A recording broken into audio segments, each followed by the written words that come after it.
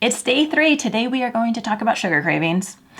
Days 3 to 5, fair warning, no, maybe 3 to 5, for some people 3 to 8 are the hardest. And you know why that is? It's really actually kind of cool.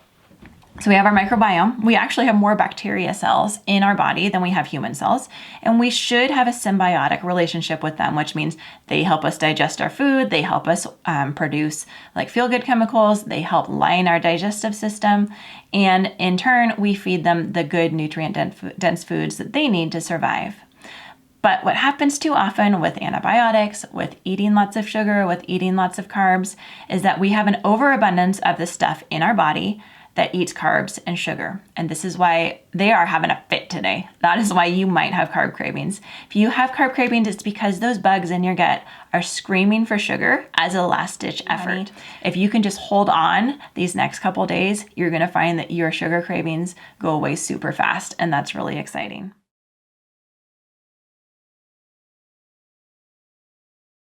The recipe today that we're learning how to cook is the classic ribeye, just done with salt on a skillet on your stovetop. This is absolutely delicious. And the ribeye is a classic that you are definitely gonna love.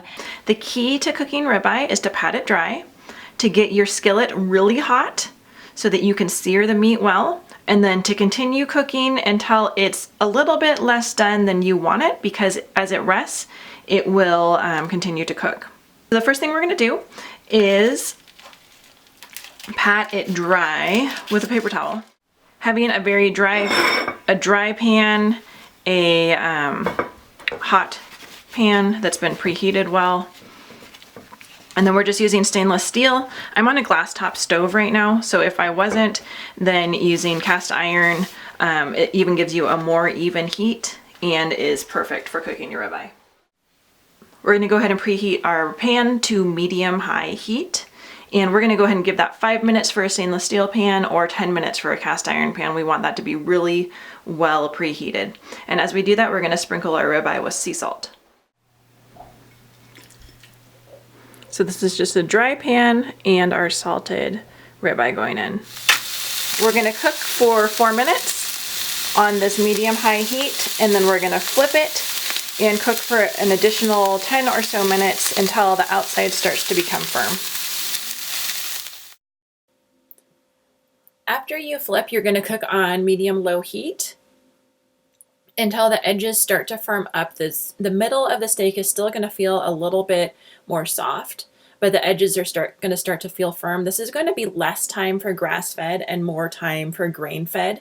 And also, depending on how thick your steak is cut, it's gonna be more or less time. You're gonna let it rest, and then after letting it rest for 5 or so minutes, you can go ahead and serve your delicious steak. And it is delicious. You can add a little bit of salt. Adding a pat of butter to the top adds more fats in if that's the way that you'd like to go. But this ribeye is just a classic ribeye. It is seared nicely, and it's a nice, flavorful meat that you're absolutely gonna love.